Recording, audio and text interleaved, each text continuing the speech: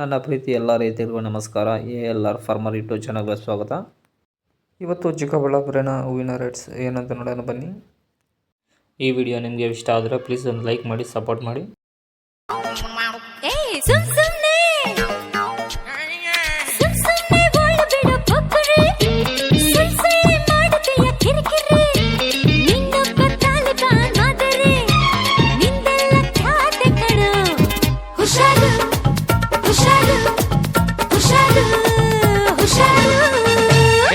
ಸುಮ್ನೆ ಓಳು ಬಿಡೋ ಸುಂದರಿ, ಸುಳ್ಳೆ ತರ್ಲೆ ಮಾಡೋ ಬಿತ್ತರಿ, ಲಂಕಿಡಿ ಸೋದರಿ, ನಿಂದೆಲ್ಲ ಖ್ಯಾತೆ ಕಣೆ.